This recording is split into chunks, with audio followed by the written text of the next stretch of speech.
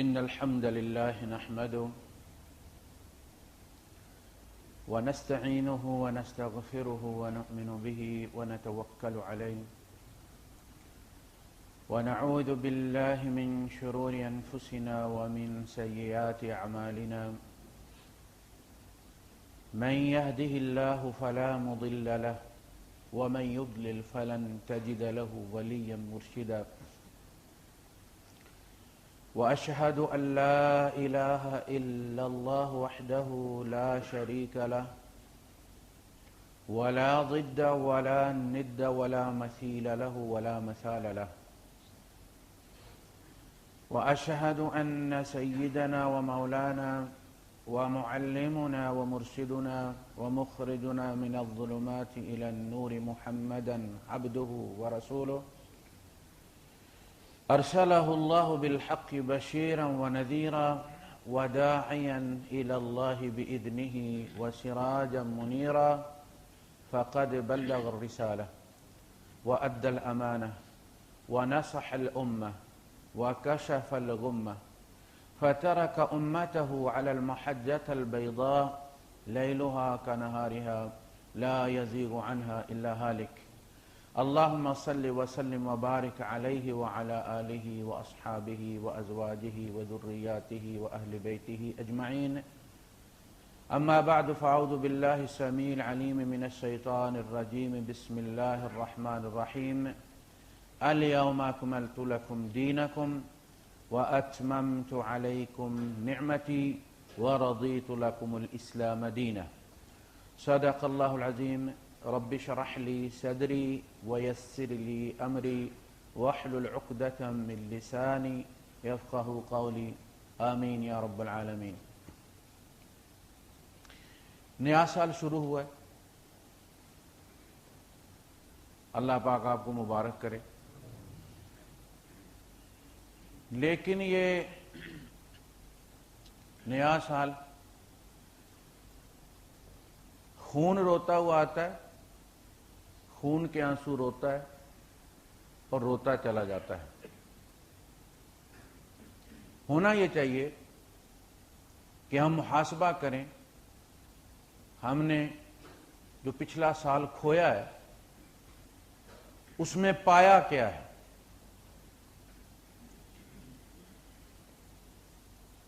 کوئی بندہ کتنا بھی طاقتور ہو، کتنا بھی سرکش ہو، کتنا بھی قوت اور جبروت والا ہو، ہر شام کو اس کی زندگی میں سے ایک دن کاٹ لیا جاتا ہے اور وہ اس کو روک نہیں سکتا۔ ہم نے 365 دن کٹوائے ہیں، نہ ہم انہیں واپس خرید سکتے ہیں نہ طاقت کے زور پر واپس لا سکتے ہیں۔ سوال ہی صرف اتنا ہے، پایا کیا ہے اور آئندہ ہمارے ارادے کیا ہیں؟ کوئی تلافی کی کوئی صورت ممکن ہے؟ کوئی احساس ہمیں ہوا ہے کہ کوئی چیز ہم سے کھو گئی ہے، کوئی تقصیر ہوئی ہے؟ محرم جب شروع ہوتا ہے تو جھوٹ اور بدعتوں کا ایک بازار لگ جاتا ہے، مینا بازار۔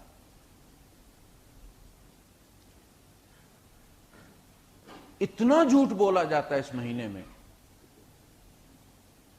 کہ شاید پورے سال میں اتنا نہیں بولا جاتا۔ اور جس سال کی ابتدا جھوٹ سے ہو، ملاوٹ سے ہو، اس کی انتہا کیا ہوگی؟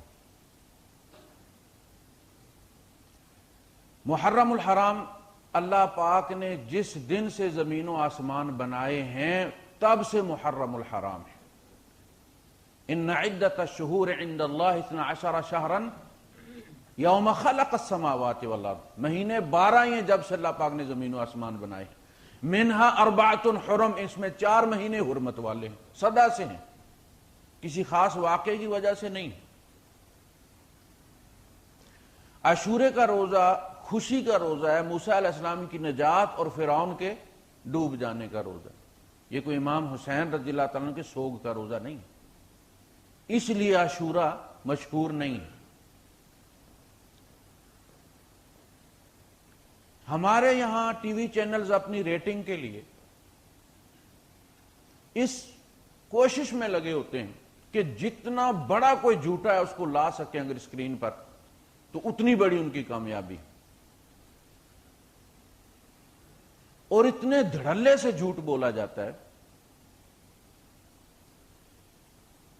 کہ یقین نہیں آتا کہ اس معاشرے میں ایسے لوگ بھی ہیں جن کو سچ پتا ہے، یا انہوں نے کان لپیٹ رکھے ہیں اور ان کے گرد مفادات کا مفلر تان رکھا ہے انہوں نے۔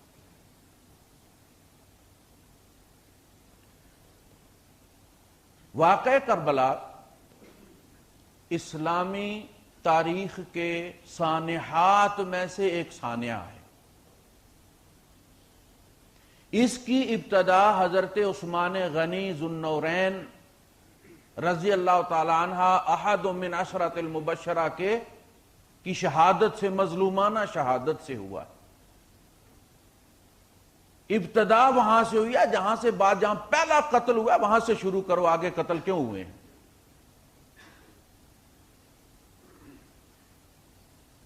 اس بندے کے پاس افریقہ، شام سے مراد فلسطین، لبنان اور سیریا موجودہ اور اردن، مصر، ایران، عراق، چائنا کے خاقان سے جہاں اس وقت بخارا وغیرہ ہیں، وہ خراج لیتے تھے۔ وہ بندہ سب کچھ ہونے کے باوجود مسلمانوں کا خون بہائے بغیر ذبح ہو گیا ہے قرآن پڑھتا ہوا، اور بار بار اصرار کے باوجود فرمایا میں اپنی ذات کے لیے کسی مسلمان کا خون بہانا جائز نہیں سمجھتا۔ مظلوم وہ ہے جس کے خریدے ہوئے کنویں کا پانی اس پر بند کر دیا گیا ہے اور وہ پیاسا شہید ہوا ہے۔ پیاسا وہ شہید ہوا ہے، امام حسین رضی اللہ تعالیٰ عنہ پانی پی کر شہید ہوئے۔ یہ جھوٹ ہے۔ جو لوگ دریا کے کنارے بستے ہیں انہیں پتہ ہے کہ 10 دن کوئی پیاسا نہیں رہتا، ہاتھوں سے بھی کھودو نا وہاں تو پانی نکل آتا ہے، پانی کا سب سوائل جو لیول ہے وہ اتنا ہوتا ہے دریا کے کنارے۔ 5 دن ان کی لاش پڑی رہی ذبح شدہ، دفن نہیں کرنے دی گئی۔ عثمان غنی رضی اللہ تعالیٰ عنہ، رات کے اندھیرے میں کچھ صحابہ نے حضرت علی رضی اللہ تعالیٰ عنہ کی سفارش ڈلوا کر لاش اٹھائی ہے۔ 17 آدمیوں نے جنازہ پڑھ کے ان کو جنت البقیع میں دفن نہیں کرنے دیا گیا، اس جگہ دفن کیے گئے جہاں پر یہودی اپنے مردے دفن کرتے تھے۔ یہ امیر المومنین تھے۔ مظلومانہ اس کو کہتے ہیں۔ پھر جو سلسلہ چلا، کہا یہ جاتا ہے اتنا ہائپ کریٹ کیا گیا ہے کہ دین کو بچا لیا امام حسین رضی اللہ تعالیٰ عنہ۔ اسلام زندہ ہوتا ہے ہر کربلا کے بعد۔ دین ہست حسین، دین پناہ ہست حسین، حقہ کے بنائے لا الہ ہست حسین۔ دین کو کوئی خطرہ نہیں تھا۔ دین کو خطرہ اس دن تھا جس دن سارے قبائل مرتد ہو گئے تھے نبی کریم صلی اللہ علیہ وسلم کے وصال کے بعد۔ خطرہ یہ تھا کہ مدینے کو بھی وہ ملیا میٹ کر دیں گے۔ جس دن جو باقی مسلمان بچے تھے انہوں نے زکوٰۃ دینے سے انکار کر دیا تھا، اور اکیلا ابو بکر ایک نماز ایک بستی میں پڑھتا تھا، دوسری نماز دوسری بستی میں پڑھتا تھا، چند دیوانے ساتھ تھے۔ اسلام کو خطرہ اس وقت تھا۔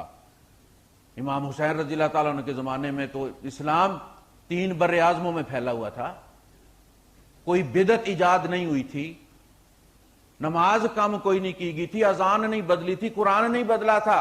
شہادت حسین کے بعد تو سب کچھ بدلی کر دیا تم ظالموں نے۔ تمہارا کلمہ تبدیل ہو گیا، تمہاری اذان تبدیل ہو گئی، تمہاری نماز تبدیل ہو گئی۔ تمہاری نماز کربلا کی مٹی کی ٹکیا پر ہوتی ہے، تمہارا سجدہ کون سا دین بچا تھا شہادت حسین کے بعد؟ کوئی خطرہ نہیں تھا اسلام کو. موجودہ حکمرانوں سے زیادہ بے دین نہیں تھا وہ. ان کے ساتھ تم ناشتے کرتے ہو. جو ظلم لال مسجد کی چھوٹی چھوٹی بچیوں کے ساتھ ہوا تھا وہ سکینہ کے ساتھ اس سے زیادہ نہیں ہوا تھا. کیا کر لیا تھا تم نے؟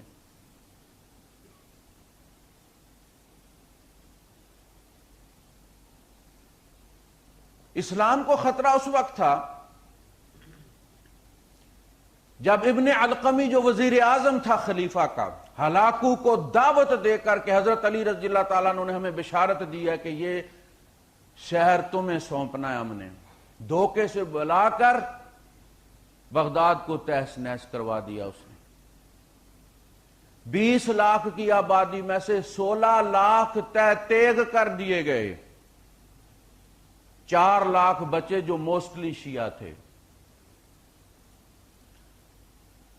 اہل سنت کی کتابیں اٹھا کر دجلہ میں دریا برد کر دی گئی. دجلہ پر ان کتابوں کا پل بن گیا.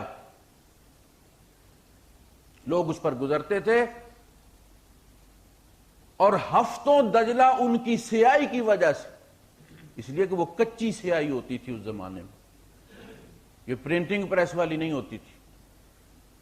دجلہ سیاہ بہتا رہا. اسلام کو اس وقت خطرہ تھا جب ہلاکو بیت المقدس کے دروازے تک پہنچ گیا تھا اور امام تقی الدین اور ابن تیمیہ کھڑے ہوئے، اسلام کا دفاع کیا. اسلام کے محافظ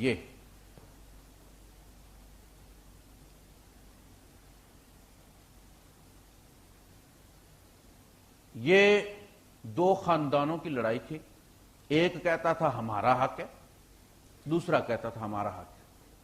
اسلام اس میں کہیں تھا ہی نہیں، زیر بحث ہی نہیں تھا. وہ سمجھتے تھے ہم رسول کے زیادہ رشتہ دار ہیں، ہمارا حق زیادہ بنتا ہے، ہم تم سے زیادہ نیک ہیں. یہ جو مظالم بیان کرتے ہیں یہ مظالم ہوئے نہیں. یہ جو سٹوری رائٹر ہوتے ہیں نا، ان کا کام ہوتا ہے کہ یہ ایسے ایونٹ پاتے ہیں، ایسے جملے انتخاب کرتے ہیں کہ اگلے کو رلا دیتے ہیں. یہ تو آپ انڈین فلم دیکھیں تو 15-20 منٹ کے بعد بندہ رونا شروع کر دیتے. ان کی کامیابی رلانے میں. یہ پاس بیٹھے ہوئے تھے. امام حسین رضی اللہ تعالیٰ نے فرمایا حل من ناصری، کوئی میرا مددگار ہے؟ 6 ماہ کے علی اصغر نے اپنے آپ کو پنگوڑے سے گرا دیا. کرنے والی بات ہے. الف لیلا 21ویں صدی میں تم لوگ رہتے ہو. یہ پاس بیٹھے ہوئے تھے. کون تھا؟ ایک ثانیہ تھا. ابن زیاد کون تھا اور زیاد کون تھا؟ زیاد ابن ابی، ابو سفیان کے مطیع کی اولاد تھا، اس لیے اس کو ابن ابی کہتے ہیں، اپنے باپ کا بیٹا. کیونکہ مطیع کے بیٹے کو وہ نام نہیں دیا جاتا باپ کا. کون تھا؟ حضرت علی رضی اللہ تعالیٰ عنہ کے شیعان میں سے تھا اور گورنر تھا عراق کا، ان کی طرف سے بنایا ہوا. امیر معاویہ رضی اللہ تعالیٰ عنہ اس کو توڑا تھا. انہوں نے کہا کہ ہم ابو سفیان کی ولدیت تمہاری تسلیم کر لیں گے، تمہیں باپ دیں گے ہم. اور اس کو اپنا بھائی بنا لیا کہ یہ میرے باپ کا بیٹا ہے. اس وقت کے نکاح کے مطابق یہ جائز تھا. پری اسلام تھا نا وہ طائف کے سفر پر گئے اور وہاں انہوں نے اس زمانے کا جو نکاح تھا جسے بعد میں اسلام نے حرام کر دیا مطیع کا، تو انہوں نے کہا کہ یہ میرے باپ کا بیٹا ہے، میرا بھائی ہے. لہذا اس نے فارورڈ بلاک بنایا ہے. مظالم اس نے کیے. جب یہ لوگ یزید کے پاس پہنچے ہیں تو اس نے اکرام کیا ہے. یزید کے گھرانے کی عورتیں، یہ کزنز تھیں آپس میں، بڑی عزت کے ساتھ ان کو رکھا ہے. وہ ان کے ساتھ روئی ہیں باقاعدہ. اور یزید بھی رویا اور اس نے قسم کھائی ہے کہ اللہ کی قسم اگر میں وہاں ہوتا تو یہ کچھ نہ ہوتا، اللہ کی لعنت ابن مرجانہ پر۔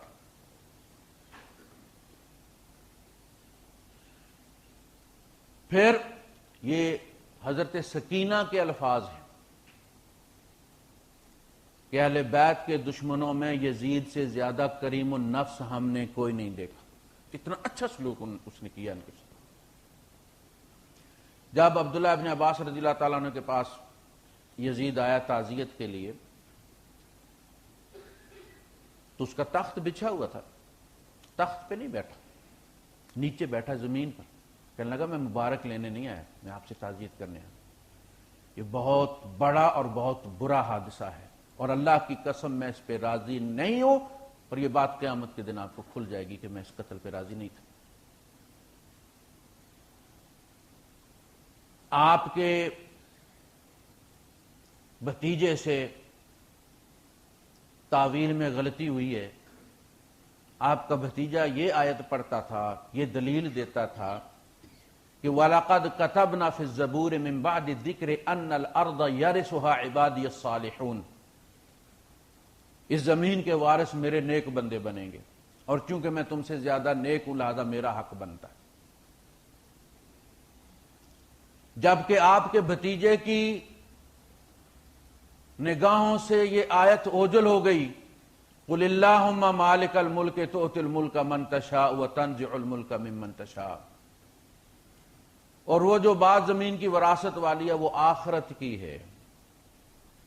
سورہ الزمر میں آخری رکوع میں اہل جنت اور اہل جہنم کا ذکر کرنے کے بعد کہ جہنمی جہنم میں جائیں گے، وَسِيقَ الَّذِينَ كَفَرُوا إِلَىٰ جَهَنَّمَ زُمَرًا، اور سِيقَ الَّذِينَ آمَنُوا اتَّقُوا رَبَّهُمْ إِلَى الْجَنَّةِ زُمَرًا، قول کوٹ کیا اللہ پاک نے، وَقَالُوا الْحَمْدُ لِلَّهِ الَّذِي صَدَقَنَا وَعْدَهُ، اور وہ کہیں گے کہ ساری تعریفیں اس اللہ کے لیے ہیں، الَّذِي صَدَقَنَا وَعْدَهُ، جس نے ہم سے اپنا وعدہ پورا کیا، سچ کر دکھایا، وَأَوْرَثَنَا الْأَرْضَ، اور ہمیں زمین کا وارث بنایا، نَتَبَوَّأُ مِنْهَا حَيْثُ نَشَاءُ، جہاں چاہیں ہم اس میں ٹھکانہ بنا لیں۔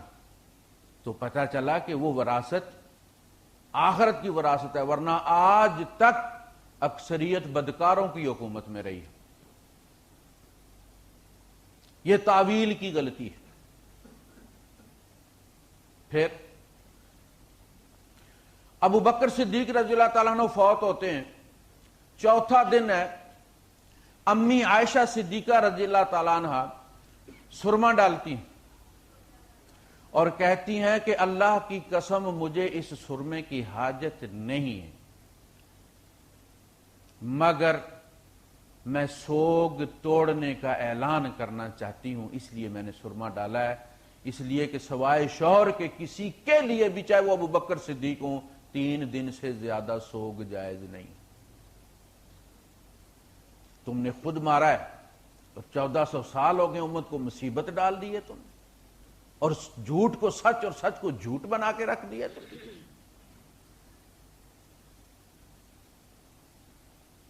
پھر اگر کسی بہو بیٹی کے ساتھ کچھ زیادتی ہو گئی ہو، کسی نے کپڑے پھاڑ دے ہوں، دوپٹہ کھینچ لیا ہو،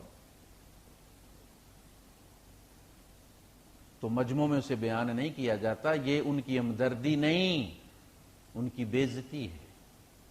ہماری اگر بہو بیٹی کے ساتھ یہ ہو جائے اور ہم سنیں کہ ایک بندہ جگہ جگہ یہی کہہ رہا کہ پھر ایسے ہوا، پھر اس نے اس کے دوپٹہ کھینچا، پھر گریبان پھاڑا، پھر جناب فلاں کیا، ایک سے ہم سنیں، دوسرے سے سنیں، تیسرے سے سنیں، اور دیکھیں کہ اس بندے نے پورا مجمع لگایا ہوا اور وہاں بیان کرا، تو ہم تو اس کے گریبان سے پکڑ لیں گے کہ یہ تو ایک بار نہیں ہو، تم 14 صدیوں سے وہی کر رہے ہو۔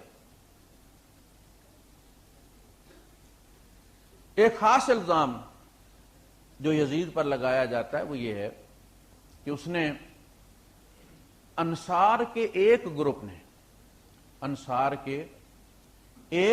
نے بغاوت کی، اپنی بیعت لے لی،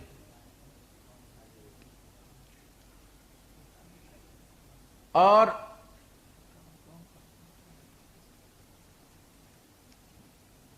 لگی رہنے دیں، اب جمعہ بس سارا کچھ چل رہا ہے، چلنے دو۔ یزید نے سمجھایا ان کو، ان کا وفد انصار کا بلایا، ان کو سمجھایا کہ امت میں تفرقہ مت ڈالو، اور اس نے ان کو لاکھوں دینار دیے، بھر کے بھیجے اونٹ ان کے ساتھ، اور انہوں نے قبول کر لی اور لے آئے، اور آ کے کہنے لگے کہ یہ تو ہم نے اس لیے لیے ہیں کہ اس سے ہم اسلحہ خریدیں گے۔ بنو امیہ کو پکڑ کر انہوں نے گھروں میں قید کر دیا۔ جب وہاں اطلاع پہنچی، اس نے لشکر بھیجا اور اس سے کہا کہ 3 دن باہر تم نے رک کے تو ان کو بغاوت ترک کرنے کی، اسلحہ ڈال دینے کی دعوت دینی ہے۔ 3 دن کے بعد 3 دن کے لیے حرم کی حدود میں، حرم مدنی کی حدود میں قتال تمہارے لیے جائز ہے۔ 4تھے دن کوئی قتل نہیں ہونا چاہیے، لڑائی نہیں ہونی چاہیے۔ جس طرح مکے کی حدود میں قتال حرام ہے، مدینے کی حدود میں مقام عیر سے لے کر مقام ثور تک قتال حرام ہے۔ باہر سے ذبح ہوا آپ لا سکتے ہیں، وہاں آپ اپنی مرغی بھی ذبح نہیں کر سکتے۔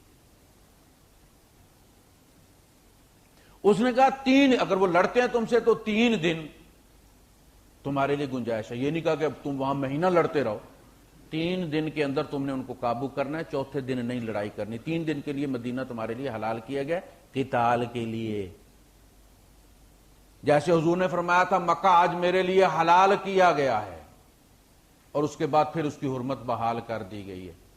تو حلال کیا گیا سے مراد یہ نہیں ہے کہ وہاں کی عورتیں تمہارے لیے حلال کر دی گئی ہیں۔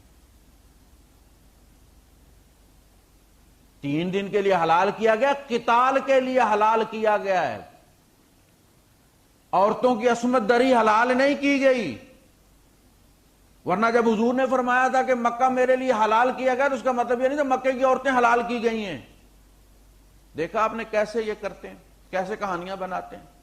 1000 عورتیں حاملہ ہو گئیں، ان میں سے ایک عورت کا نام بتا دو، وہ مہاجرین میں سے تھی، انصار میں سے تھی، کس قبیلے کی تھی؟ اور سنی یہ تسلیم کر کے یہ بتانا چاہتے ہیں کہ ان کے سارے فقہاء مدینے کے اور سارے ان کے محدثین اس حمل کی ان کے نتیجے میں پیدا ہوئے ہیں۔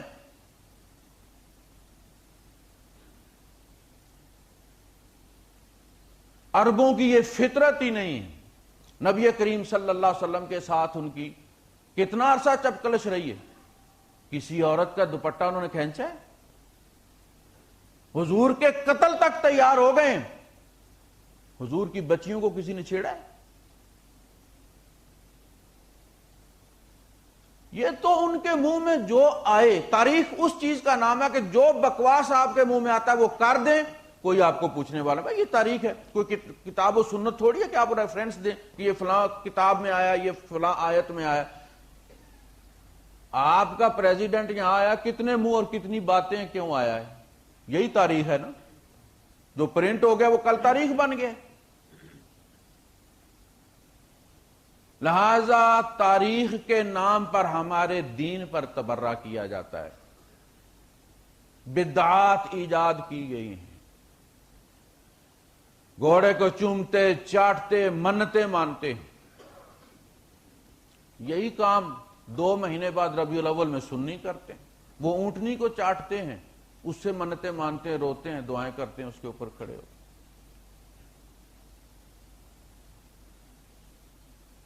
بدعت کا مقام کیا ہے اللہ اور رسول کی نظر میں، اور انجام کیا ہے؟ یہ ہے ہمارا آج کا موضوع۔ فرمایا یوم تبیض وجوہ وتسود وجوہ، جس دن بہت سارے چہرے سفید ہوں گے، بہت سارے چہرے سیاہ ہو جائیں گے۔ جی السلام، کہاں کھڑی کی ہے؟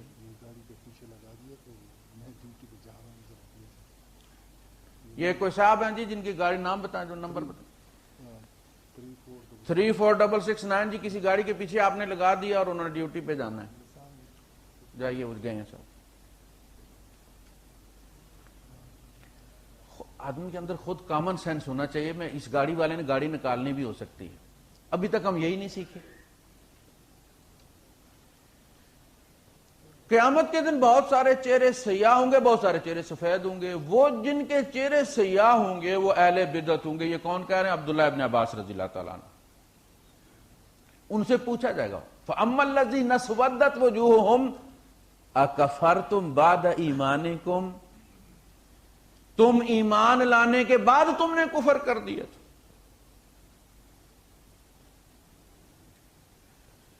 فرمایا قُلْ هَلْ نُنَبِّئُكُمْ بِالْأَخْسَرِينَ أَعْمَالًا, نبی ان سے کہیے کہ میں تمہیں بتاؤں کہ خسارے والے عمل کرنے والے کون لوگ ہیں, عمل کے لحاظ سے خسارے میں کون لوگ ہیں. الذین ضل سعیہم فی الحیات الدنیا, جن کی ساری محنتیں, مجاہدے, کوششیں دنیا کی زندگی میں گم ہو گئیں, وہاں اکاؤنٹ میں گئی کوئی نہیں. اس پہ زیادہ المیہ یہ ہوا کہ وَهُمْ يَحْسَبُونَ أَنَّهُمْ يُحْسِنُونَ صُنْعًا, وہ یہ سمجھتے رہے کہ وہ بڑی نیکی کر رہے, وہ بڑے نیک. یہ وہ لوگ ہیں. قرآن حکیم ان کے بارے میں یہ کہتا ہے کہ اللہ پاک ارشاد فرماتے ہیں پھر ہم ان کے عملوں کی طرف بڑھیں گے.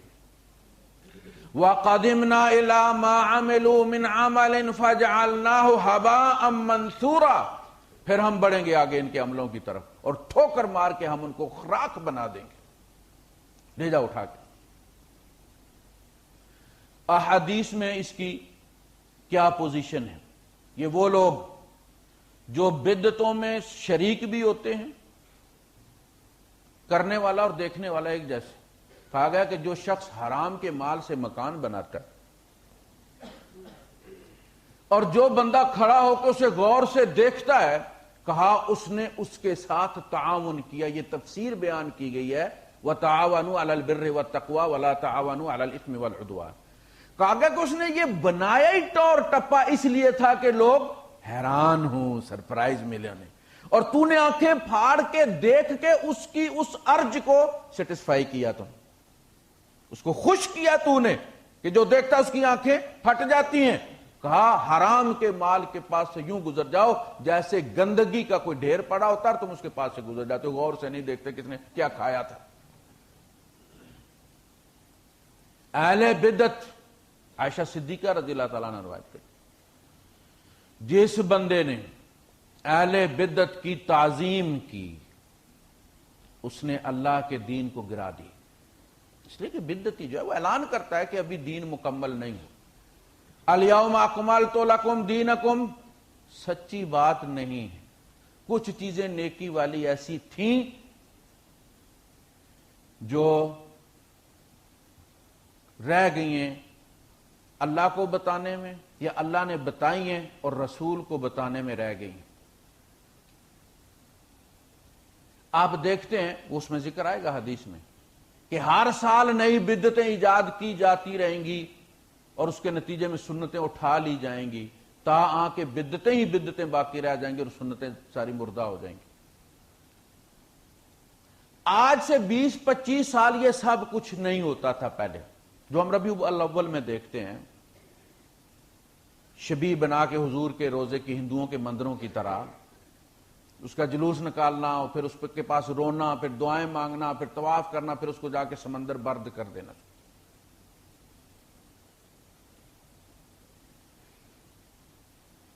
ان 20-25-30-40 سالوں میں کون سا نبی آیا ہے جس نے یہ چیزیں بتائی ہیں؟ ہمارے باپ دادا تو نہیں کرتے تھے, کرے بغیر مر گئے ہیں. کسی نبی کے بارے میں آپ نے سنا اس نے آ کے یہ بتایا کہ اونٹنی نکالا کرو, جلوس میں حضور نکالا کرتے تھے. پھر بغیر نبی کے یہ کام دین کیسے بن گیا ہے, نیکی کیسے بن گیا ہے؟ جو مولوی کہتا ہے کر گزرتے ہو, اس لیے کہ اس میں پروجیکشن ہے. انجام اس پروجیکشن کا دیکھیں آپ. ٹائم بہت کم ہے.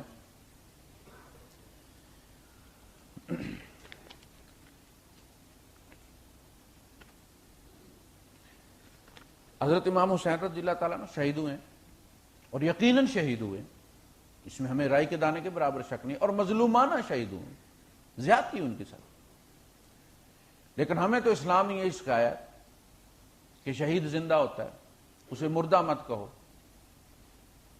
اور آج وہ مائیں موجود ہیں جن کا بچہ شہید ہوا ہے.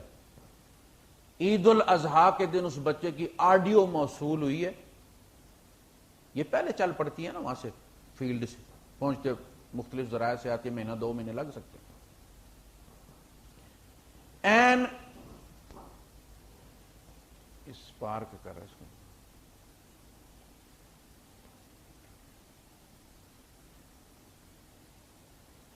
این عید الاضحیٰ کے دن اس کو بیٹے کی آڈیو کیسٹ ملی اور ساتھ یہ خبر ملی کہ وہ بیٹا شہید ہو گیا ہے. ماں نے کیسٹ سنی اور کہا کہ میرے اسماعیل اللہ تیری قربانی قبول کرے. چڑھوئی کی وہ خاندان تھا. آج وہ مائیں موجود ہیں اور ہر ماں کو اس کا بیٹا حسین ہی ہوتا ہے.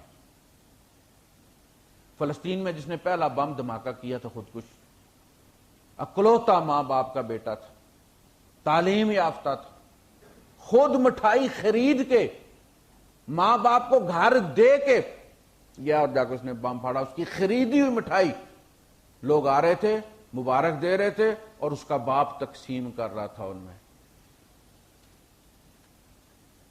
ان کا ایمان زیادہ یا اہل بیت کا ایمان زیادہ تھا؟ شہید کے بارے میں یہ رویہ اسلامی ہے یا وہ رویہ اسلامی ہے؟ ہم یہ سمجھ سکتے ہیں کہ اس طرح بین کیے ہوں گے، کپڑے پھاڑے ہوں گے نبی کے گھر والوں نے؟ کبھی نہیں. وہ بڑے باوقار لوگ تھے، دین ان سے ہمیں ملا ہے، وہ دین کا منبع تھے. انہوں نے ایسا کچھ نہیں کیا جس سے ان کے نانا کو شرمندگی ہو قیامت کے دن.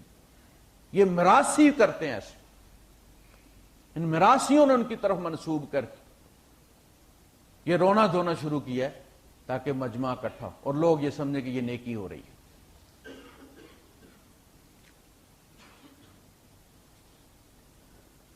اللہ صبر کا حکم دیتا ہے اور یہ رونے پر آمادہ کرتے ہیں، لوگوں کو پیٹنے پر آمادہ کرتے ہیں، اس کے خلاف محاذ بنایا ہوا ہے.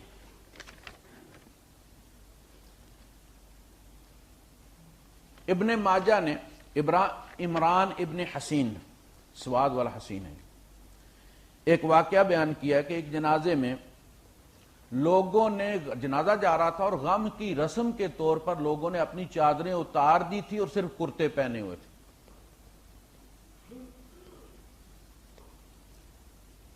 آپ صلی اللہ علیہ وسلم بہت غصے میں آ گئے اور فرمایا کہ یہ کیا جاہلیت والے کام کر رہے تم لوگ؟ میرا تو ارادہ ہو گیا تھا کہ میں تمہارے اوپر وہ بددعا کروں کہ تمہاری شکلیں مسخ ہو جائیں. لوگ یہ سن کر دہشت زدہ ہو گئے اور جھٹ پر انہوں نے اپنی چادریں لے لی اور اس کے بعد ایسا کبھی کسی جنازے کے ساتھ نہیں ہوا.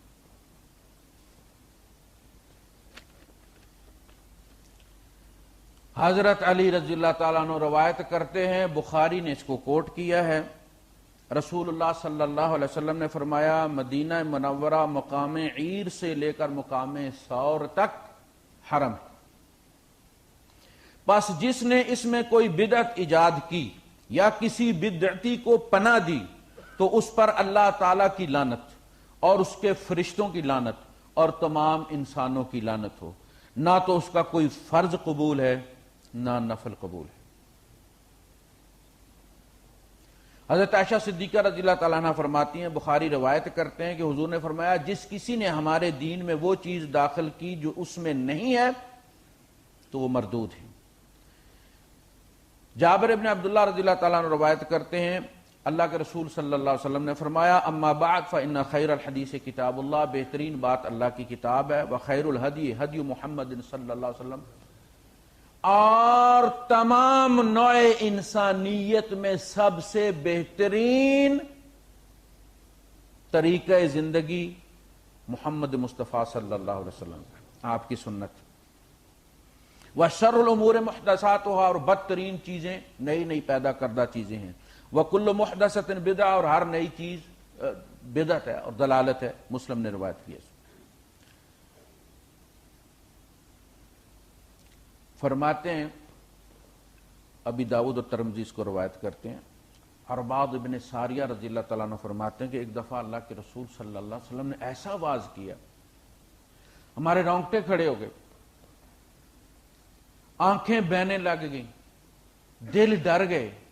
ہم نے کہا اللہ کے رسول یہ تو الوداعی خطاب لگتا ہے، خدا را ہمیں بتائیے ہم آپ کے بعد زندگی کیسے گزاریں۔ تو آپ نے ارشاد فرمایا، اوصیکم بتقوی اللہ، میں تمہیں وصیت کرتا ہوں اللہ کے تقوی کی، والسمع والطاعہ، اور سننے اور اطاعت کرنے کی، لولاۃ الامر، اولی الامر کی، وَإِن كَانَ عَبْدًا حَبَشِيًّا، اگرچہ وہ حبشی غلام ہو، اور ایک روایت میں آیا اور اس کا سر انگور کے دانے جتنا ہو۔ عربوں میں چھوٹا سر جو ہے وہ عیب سمجھا جاتا ہے، بڑے سر کو وہ پسند کرتے ہیں، اس لیے امامت کی شرطوں میں بھی یہ ہے کہ اس کا سر بڑا ہونا چاہیے۔ فرمایا وہ غلام ہو، پھر بدصورت و حبشی ہو، پھر اس کا سر انگور کے دانے جتنا ہو، لیکن اگر وہ تمہارا حکمران ہے تو اس کی اطاعت کرو، ورنہ بڑے فتنے اور فساد پھیلیں گے۔ فَإِنَّ مَنْ يَعِشْ مِنْكُمْ بَعْدِي، میرے بعد تم میں جو لوگ جئیں گے، فَسَيَرَى اخْتِلَافًا كَثِيرًا، تم بڑے اختلافات دیکھو گے۔ جنگ صفین میں حضرت علی رضی اللہ تعالیٰ عنہ اور امیر معاویہ رضی اللہ تعالیٰ عنہ کے درمیان جو ہوئی، اور سفر میں ہوئی، سفر کے مہینے میں ہوئی، 3 دنوں میں 90,000 آدمی میدان جنگ میں شہید ہوئے۔ 90,000 صرف جنگ صفین میں، اور ان میں ایسے ایسے آدمی تھے کہ حضرت علی رضی اللہ تعالیٰ عنہ اپنی رانوں پہ ہاتھ مار کے کہتے تھے کاش میں 30 سال پہلے مر گیا ہوتا۔ یہ اختلافات ہیں۔ تم میں جو جیے گا وہ بہت، میں نے آپ کو بتایا، میں ہمیشہ کہتا ہوں کہ قیامت قائم ہونے تک جو جو اس امت پر گزرنا ہے اس کے سارے کلپ میرے نبی کو دکھا دیے گئے، اور نبی نے جہاں جہاں ڈسکاؤنٹ مانگنی تھی، رو رو کے جو بدلی کروانا تھا وہ کروایا حجۃ الوداع میں۔ آخر میں فرمایا یہ آپس میں نہ لڑیں، کان نہیں، یہ نہیں ہوگا، ٹھیک ہے، میں شکلیں مسخ نہیں کروں گا، میں ہمیشہ ان کو مٹنے نہیں دوں گا، میں ان پر سب پر قحط نازل، میں جو عذاب پچھلی قوموں پر نازل کیے میں ان پر نہیں کروں گا، لیکن آخری بار عذاب کی کوئی صورت تو رہنی چاہیے۔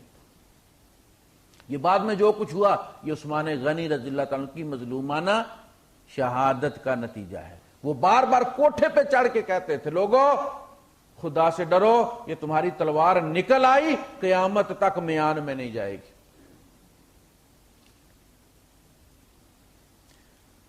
فَعَلَيْكُمْ بِسُنَّتِي، تو تمہارے ذمہ ہے، میری سنت میں پناہ ہے تمہارے لیے۔ حضرت علی رضی اللہ تعالیٰ عنہ گئے عبداللہ ابن عمر رضی اللہ تعالیٰ عنہ کے پاس کہ تم سفین میں میرے ساتھ نہیں چلو؟ کہا امیر المومنین، ہم نے اپنے نبی سے یہ سنا کہ جب مسلمانوں میں قتال ہو تو اپنی تلوار کو توڑ دو، اللہ کی قسم میں اپنی تلوار کل احد پہاڑ پہ مار کے توڑ چکا، کسی مسلمان کو نہیں ماروں گا۔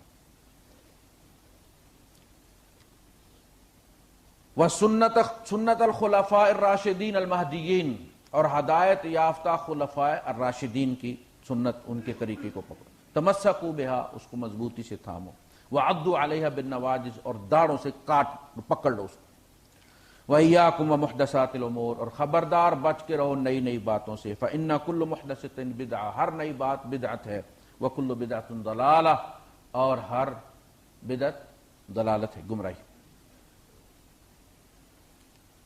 عائشہ صدیقہ رضی اللہ تعالیٰ عنہ فرماتی، اعتصام نے کوٹ کیا اس کو، جو شخص کسی بدعتی کے پاس گیا اور اس کی تعظیم کی تو گویا اس نے اسلام کو ڈھانے میں اس کی مدد کی۔ حضرت عفیف ابن الحارث رضی اللہ تعالیٰ فرماتے ہیں، کوئی قوم بدعت ایجاد نہیں کرے گی کہ اس سے اسی مقدار میں سنت اٹھا لی جائے گی۔ میں ہمیشہ یہ کہا کرتا ہوں کہ دیکھیں پیدا ہونے سے لے کر قبر میں جانے تک زندگی کے جتنے اسپیکٹس ہیں، زندگی کے جتنے شعبے ہیں، زندگی کے جتنے ایونٹس ہیں، جتنی ضروریات ہیں، سب کے بارے میں سنت موجود ہے۔ کسی کو کہیں شک ہے تو آئے میں بتاتا ہوں کہ نبی کریم صلی اللہ علیہ وسلم کا اس کے بارے میں یہ ہوگا۔ جگہ خالی نہیں، جب تک تم اس جگہ کو خالی کرو گے نہیں، کوئی سنت مارو گے نہیں، جگہ خالی نہیں ہوگی۔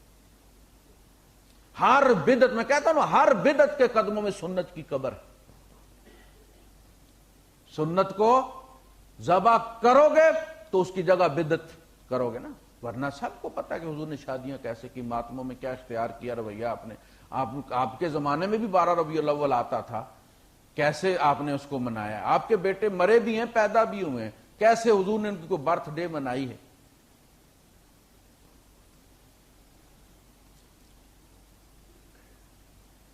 حضرت حسان فرماتے ہیں کہ جب سنت اٹھائی جاتی ہے تو پھر قیامت تک واپس نہیں کی جاتی، سزا کے طور پہ تم نے اس کی ناشکری کی ہے نا، ناقدری کی ہے، جاؤ موج کرو۔ حضرت انس رضی اللہ تعالیٰ فرماتے ہیں کہ حضور نے فرمایا اللہ نے ہر اہل بدعت پر توبہ کا دروازہ بند کر دیا۔ وہ توبہ کرے گا کیوں؟ وہ تو اس کو نیکی سمجھتا ہے نا،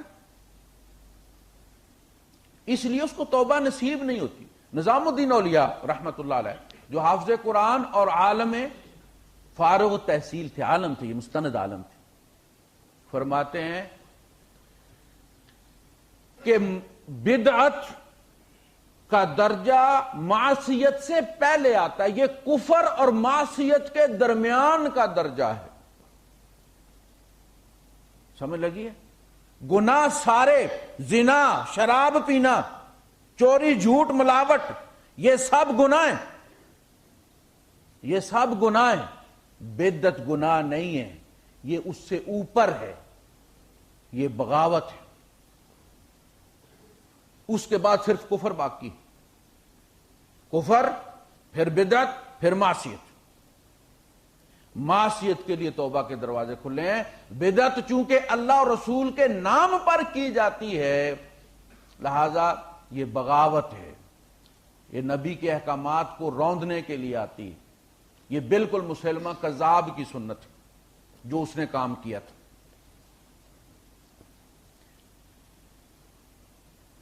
حضرت حذیفہ رضی اللہ تعالیٰ فرماتے ہیں کہ آئندہ زمانے میں بدعت اس طرح پھیل جائے گی کہ اگر کوئی شخص بدعت کو ترک کرے گا تو لوگ اس کو کہیں گے کہ اس نے سنت چھوڑ دی۔ اتنی لوگوں میں وہ استعمال ہوگی اور اتنا زیادہ اس کا ظہور ہوگا اور لوگ اتنی کثرت سے کریں گے کہ آہستہ آہستہ زمانہ اسی کو سنت سمجھنا شروع ہو جائے گا، اور اگر کوئی توبہ کرے گا کہ دیکھیں جی اس نے سنت چھوڑ دی۔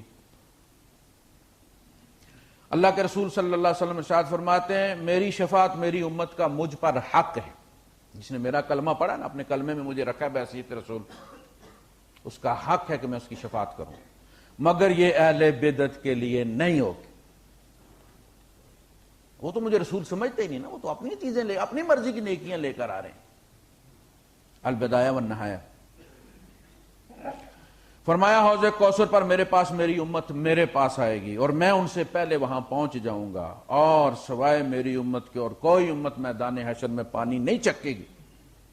انا اعطیناک الکوثر، یہ حوض کوثر خاص عطا ہے آخری نبی کو اللہ پاک کی، اور حضور نے سیر کی ہے اس کی معراج کی رات، پانی چکھا ہے میرے نبی نے۔ اس کی کافی طویل حدیث میں بیان، اس کے موتی کاٹ کے اس کے کبے بنائے گئے اس کے گرد، فرمایا اس کے گرد اتنے برتن، اتنے گلاس پڑے جتنے آسمان کے ستارے ہیں۔ ہر امتی، میرا جو امتی ہے، ہر گلاس پر اس کا نام لکھا ہوا ہے، سٹیمپ ہے، مگر یہ اہل بدعت کو نہیں ملے گا۔ اس پیالے کو پینے کے بعد پورے عرصہ محشر میں، جو بعض روایات میں 50,000 سال کہا گیا، اسے پیاس محسوس نہیں ہوگی، باقی امتیں تڑپ رہی ہوں گی پیاس کے لیے۔ دریں حالات کچھ لوگ میرے پاس آنا چاہیں گے، پانی پلاتے پلاتے میں دیکھوں گا کہ پیچھے مجمع میں ہلچل ہو گئی ہے، جیسے بغیر ٹکٹوں کے اسٹیڈیم میں نہیں لوگ گھستے، تو پولیس لاٹھی چارج کرتی ہے، بھائی فرشتے لاٹھی چارج کر رہے ہیں، بھائی کیا ہو گیا؟ تو میں دیکھوں گا کچھ لوگوں کو، تو میں فرشتوں کو کہوں گا وہ اپنی نشانیوں سے پہچانے جائیں گے نا، ماتھے پہ ہوگا نا نشان سجدے کا، صاحبی امتی، وہ یہ میرا امتی ہے، اس کو تم پیچھے کیوں دھکیل رہے ہو؟ وہ کہیں گے اللہ کے رسول اس نے آپ کے بعد آپ کا دین بدلی کر دیا تھا۔ فَأَقُولُ، میں کہوں گا سحقن سحقن، دور کرو اس کو، دور کرو، دفع کرو اس کو، لمن بدل من بعدی، جو خود بھی بدلا، میرا دین بھی بدل دیا میرے بعد اسے۔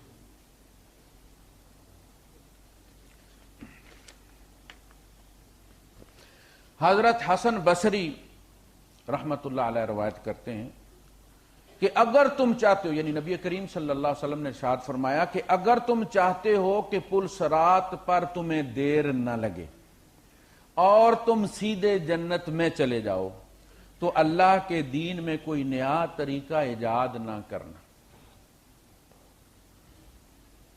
حضرت معاذ ابن جبل رضی اللہ تعالیٰ روایت کرتے ہیں جب میری امت میں بدعتیں پھیل جائیں گی اور میرے صحابہ کو برا کہا جائے تو اس وقت کے عالم، وہ جو عالم ہے اس وقت کا ڈیوٹی پر،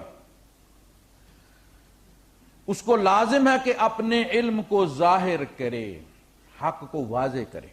جب بدعتیں پھیل جائیں اور صحابہ کو برا بلا کہا جانے لگے تو اس وقت جو بھی عالم ہے اللہ کے رسول کے بیہاف پر، کیا کہا گیا؟ العلماء ورثۃ الانبیاء، علماء نبیوں کے وارث ہیں، سلوٹ لینے کے لیے نہیں، مورچے پہ کھڑے ہونے کے لیے، مصائب برداشت کرنے کے لیے، پیٹ پر پتھر باندھنے کے لیے، طائف کی طرح پتھر کھانے کے لیے، احد کی طرح دانت توڑوانے کے لیے، وہ میرے وارث ہیں۔ نبی وراثت سوائے علم کے کوئی نہیں چھوڑتے۔ اگر وہ ایسا نہیں کرے گا، اس کے مفادات اس کو روک لیں گے، میں نے یہ کیا تو یہ ہو جائے گا، اس پر اللہ کی بھی لعنت، اس کے فرشتوں کی بھی لعنت اور تمام انسانوں کی لعنت۔ یہ کتنی لعنتیں ہو گئی؟ شیطان پر صرف اللہ کی لعنت ہے، ان علیک لعنتی، اور علماء سو کے بارے میں فرمایا اولئک علیہم لعنت اللہ والملائکۃ والناس اجمعین، سورہ البقرہ ہے۔ تو اس وقت حق کو واضح کرنا تاکہ لوگ یہ نہ کہیں کہ جی ہمیں پتہ نہیں تھا۔ حضرت عبداللہ ابن عباس رضی اللہ تعالیٰ عنہ فرماتے ہیں کہ آئندہ لوگوں پر کوئی نیا سال نہیں آئے گا جس میں وہ کوئی نئی بدعت ایجاد نہ کریں۔ ہر سال کوئی نیا، جیسے وہ مہمان اداکار لے کر آتے ہیں نا ٹی وی والے پروگرام چلانے کے لیے، مولوی اپنے پروگرام کی مشہوری کے لیے کوئی نیا آئٹم ڈالتے، آئٹم سانگ ہوتا ہے تو بعد میں چلتا ہے، یہ آئٹم بدعت ڈالتے۔ 50-51 سال میری عمر ہو گئی ہے، 1.5 سال ربیع الاول آتے رہے ہیں، ہم مسلمان ہیں، مناتے بھی رہے ہیں، لیکن اس طرح کبھی نہیں منایا ہم نے جس طرح اب منایا جاتا ہے، جو سلسلہ اب ہے۔ آپ نے دیکھا ہر سال ایک نئی بدعت اس میں ڈال دی جاتی ہے۔ اب نیا آئٹم کیا ہے کہ انہوں نے کہا کہ جی یہ عید میلاد ہے نا، عید میلاد نبی کریم صلی اللہ علیہ وسلم کی، تو کسی نے مولوی صاحب کو سوال کر دیا کہ مولوی صاحب عید اگر ہے تو عید کی تو نماز ہے، 2 عیدیں نا، عید الفطر ہے، عید الاضحیٰ ہے، اسلام میں اگر یہ عید ہے تو عید کی تو نمازیں ہیں، یہ پھر عید کیسی ہے جس کی نماز کو نہیں؟ مولوی صاحب نے کہا اگلے سال نماز بھی پڑھ لیں گے۔ بھائی یہ کون سا مسئلہ ہے؟ میرا کزن ہے، حفظ کیا اس نے، حفظ کوئی نہیں کیا تھا، بس وہ ایسے ہی گزارا ہی چلایا تھا، اس نے واپس آیا، حفظ مشہور ہو گیا تھا، تراویح پہ کھڑا کر دیا انہوں نے مرکزی مسجد میں، جس کا میں ذکر کر چکا ہوں۔ جب دن 10-15 گزر گئے تو جو بوڑھے تھے وہ پڑھنے والے، انہوں نے کہا جاتکا وہ یار گئے تراویاں چ سجدے بھی کری نہ سی تے ادیاں تراویاں گزر گئی نے سجدہ کوئی نہیں آیا. اس نے اس دن ان کو 4-5 سجدے کروا لیے اور نماز کے بعد پھر پوچھتا ہے کافی نہیں یا اور بھی کروا چھوڑے. میں تو آخیا جدڑ سپارہ نکا اسی اس جڑا کروا چھوڑ سا تو سن. یعنی مولوی صاحب کے لیے مسئلہ ہی کون نہیں. انہوں نے کہا اگلے سال نماز عید پڑھی گئی ہے, عید میلاد, انڈیا میں بھی پاکستان میں بھی. نئی بدعت ہو گئی ایجاد کے نہیں. نئے کپڑے پہنے, جھنڈیاں بھی لینی ہیں, جھنڈیاں بھی ہلانی ہیں ساتھ. کوئی سال نہیں آئے گا. دیکھیں میں آدھی سے بھلا کریالہ ایک جگہ ہے چکوال میں, گاؤں ہے, یہ 2 گاؤں ہیں بھلا اور کریالہ. جیسے ہماری آدھی مستالہ 2 گاؤں کوٹ کیے جاتے ہیں اس کی اسپیسیفکیشن کے لیے. تو یہ بھلا کریالہ میں وہ جلوس نکلا کرتا تھا تعزیے کا. میں آدھی سے اپنے حافظ صاحب کے ساتھ وہاں, اس لیے کہ وہ بھی تقریباً پونے شیعہ تھے, تو ان کے گھر میں رہتا تھا 3 دن اور میں وہ تعزیہ دیکھتا تھا, مرثیے سنتا تھا. ان میں سے کچھ مجھے اب بھی یاد ہیں. میں سناؤں تو آپ رونے لگ جائیں گے. ابھی ہنسے نا آپ, لیکن میں آپ کو وہ مرثیے سناؤں نا, قدمہ دے نشانہ تیرے انو ایک بی بی ویکھتی رہندی ہے, تو آپ رونا شروع کر دیں گے. اور میں اسکول سے آتے ہوئے سائیکل پہ آتا تھا, وہ مرثیہ پڑھتے ہوئے آتا تھا, روتا جاتا تھا, مجھے پتہ ہی نہیں چلتا تھا میرا گاؤں آ جاتا تھا. 5 کلومیٹر گرمی میں گزر جاتے تھے, نہ دھوپ کا احساس ہوتا تھا نا. یعنی یہ سارے کام ایسی بات نہیں کہ ہم جو ہے وہ اسی طرح پیدا ہوئے ہیں. میں ہمیشہ یہ کوٹ کرتا ہوں کہ کبھی میں کدے سے گزرے, کبھی ہم حرم سے گزرے. کبھی میں کدے سے گزرے, کبھی ہم حرم سے گزرے. تیرے در پہ پہنچنے تک بڑے پیچ و خم سے گزرے. مجھے پتا ہے کہ اس وقت احساسات کیا ہوتے ہیں جب وہ مرثیہ سن رہا ہوتا ہے آدمی, کتنا درد محسوس کرتا ہے اور کتنا قرب محسوس کرتا ہے, اور کتنی مٹھاس ہوتی ہے اس ذکر میں. لیکن ایوری فاربیڈن فروٹ از سویٹ. اس کی مٹھاس بتاتی ہے کہ کوئی دال میں کالا ہے, یہ ممنوع ہے. دروازہ توڑ کے جو کام کیا جاتا ہے وہ میٹھا ہوتا ہے. کوئی زمانہ, کوئی سال نہیں گزرا گا کہ ایک نئی بدعت اسی کام کے بارے میں. اور یار انہی مولویوں کا دادا نانا اسی طرح منا کر گئے تھے ربیع الاول. ہماری دادی ختم کہلاتی تھی 12 ربیع الاول کو, اس کا نام کیا تھا؟ 12 وفات کا ختم. آپ کی بھی دادی, آپ نے سنا ہوگا 12 وفات کا لفظ. وہ پکا دادی آج کیا کہتے ہیں؟ آج 12 وفات کا ختم. 12 وفات ختم ہو گئی ہے, اب میلاد شروع ہو گئی. حالانکہ 12 ربیع الاول نبی کریم صلی اللہ علیہ وسلم کی وفات کا دن ہے, پیدائش کا دن نہیں ہے. پیدائش 9 کو ہے, اس لیے کہ پیر کا دن 9 کو تھا. یہ کنفرم ہے کہ حضور پیر کو پیدا ہوئے تھے, اور وہ 9 کو تھی, 12 کو نہیں تھی.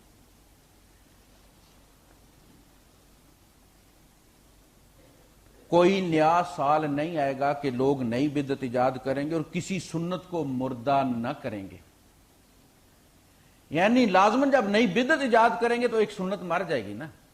جو ہی ایک بدعت آئے گی تو ایک سنت وڈرا کر جائے گی, یہاں تک کہ بدعتیں زندہ ہو جائیں گی اور سنتیں مردہ ہو جائیں گی. اب جو کچھ دین کے نام پر دینی اور مذہبی جوش و خروش کے ساتھ, جب ٹی وی والے کوٹ کرتے ہیں نا کہ مذہبی جوش و خروش کے ساتھ یوم عاشور منایا گیا, تو مذہب کے نام پر مذہب کو قتل کرنے والا اس سے بہترین جملہ اور کوئی نہیں ہو سکتا. وہ شاعر کہتا استاد دامن, دن ایک ستم رات کرو ہو, وہ دوست ہو دشمن کو بھی تم مات کرو ہو. خنجر پہ کوئی چھینٹ نہ, دامن پہ کوئی داغ, اور تم قتل کرو ہو کہ کرامات کرو ہو. اور مولوی اور ظالم, اور تم کیا کر رہے ہو؟ تم کیسے دوست ہو؟ اور ہمارے ٹی وی چینلز اپنی ریٹنگ میں بلا کے ان کو, اور جناب وہ جی پھر کیا ہوا جی, پھر کیا ہوا جی, سارا جھوٹ سنتے. حسن بصری فرماتے ہیں بدعت والا شخص جتنا زیادہ نماز روزہ کرتا جاتا ہے اتنا ہی اللہ سے دور ہوتا چلا جاتا ہے. فرمایا بدعتی کے پاس نہ بیٹھو، وہ تمہارے دل کو مردہ کر دے گا۔ سفیان ثوری رحمت اللہ علیہ فرماتے ہیں کہ شیطان کو گناہ سے زیادہ بدعت پسند ہے، کیونکہ بدعتی کو توبہ نصیب نہیں ہوتی۔ یعنی گناہ کی کھٹک بندے میں ہوتی ہے نا، نسیان کا ایک لمحہ آتا ہے، گناہ ہو جاتا ہے۔ میں نے ہمیشہ کہا کہ گناہ ہماری مٹی میں گوندا ہوا، فناسیا، آدم علیہ السلام بھول گئے، وہ بھول کا ایک لمحہ سیکنڈز میں آتا ہے اور ہم سے گناہ ہو جاتا ہے، اور پھر جب نیٹ ورک قائم ہوتا ہے، تذکیر ہوتی ہے، تذکروا فاذا هم مبصرون، تو یاد آ جاتا ہے تو آنکھیں کھل جاتی ہیں نا۔ یہ گناہ توبہ ہماری چل رہی ہے اور اللہ پاک معاف کرنے بیٹھا ہوا ہے۔ میں نے کہا کہ گناہ نہ بندے کا مسئلہ ہے نہ اللہ کا مسئلہ ہے، دس از ناٹ ایشو۔ ہو رہے ہیں ہم سے، وہ معاف کر رہے ہیں۔ کہتا سمندروں کی جھاگ کے برابر لے کر آؤ، ریت کے ذرات کے برابر لے کے آؤ، زمین اور آسمان کے درمیان کے گیپ کو بھر کے لے کے آؤ۔ تمہارا گناہ میرے لیے کوئی مسئلہ نہیں، لیکن میرے پاس آؤ۔ بدعت جو ہے یہ گناہ نہیں ہے، یہ بغاوت ہے، اور چونکہ نیکی کے نام پر کی جاتی ہے، لہذا بندہ توبہ بھی نہیں کرتا، بغیر توبہ کے مر جاتا ہے، اور حوض کوثر کے جام سے بھی محروم ہو جاتا ہے، نبی کی شفاعت سے بھی محروم ہو جاتا ہے۔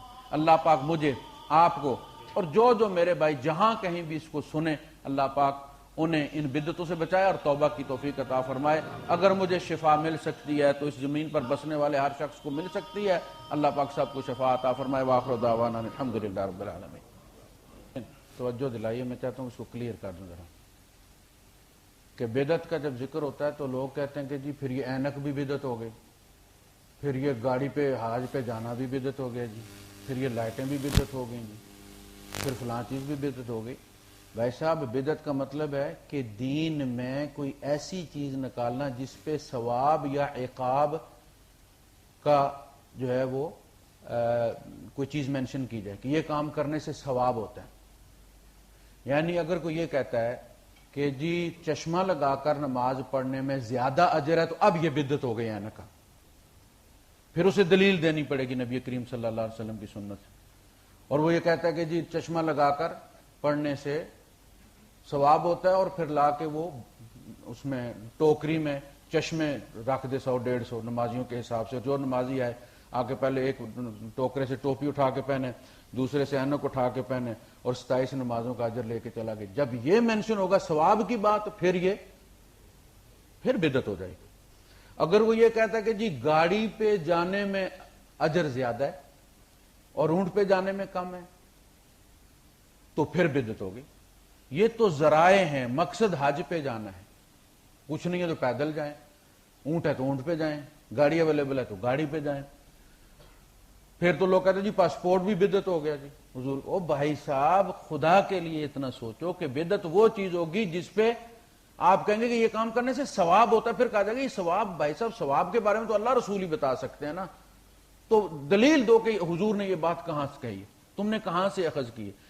ایک ایسا موقع، ایسا واقعہ جو اللہ کے رسول صلی اللہ علیہ وسلم کے زمانے میں ہوا، وہ ایونٹ گزرا آپ کی زندگی میں اور کئی بار گزرا، اس پہ آپ نے کیا کیا، یہ سنت ہے۔ یعنی آپ کا بیٹا فوت ہوا، آپ روئے بھی، اب رونا سنت ہو گیا نا۔ آپ نے کہا آنکھیں بہتی ہیں، دل جلتا ہے، لیکن زبان وہی کہتی ہے ابراہیم جس پہ میرا رب راضی ہو۔ ہم نے رب ناراض نہیں کرنا۔ ہم نے فرمایا میرے اس بیٹے ابراہیم میں نبوت کی سارے گٹس موجود تھے، ساری صلاحیتیں موجود تھیں، اور درد بھی محسوس کیا آپ نے۔ اسی طرح 2 بیٹیوں کو آپ نے دفن کیا، جنازہ پڑھایا، اسی طرح بیاہ کر بھی بیٹیاں دی ہیں۔ آپ کی زندگی میں سید الشہداء حمزہ، جو حدیث میں حضور نے فرمایا ان عمی حمزہ تھا سید الشہداء الی یوم القیامہ، میرا چچا حمزہ قیامت تک آنے والے شہیدوں کا سردار ہے۔ یہ سید الشہداء کا لفظ حضرت امام حسین رضی اللہ عنہ کے ساتھ ہم حضرت حمزہ رضی اللہ عنہ کا حق مار کے لگاتے ہیں۔ یہ مسلمانوں سے لڑ کے شہید ہوئے ہیں، وہ کافروں سے لڑ کے شہید ہوئے ہیں۔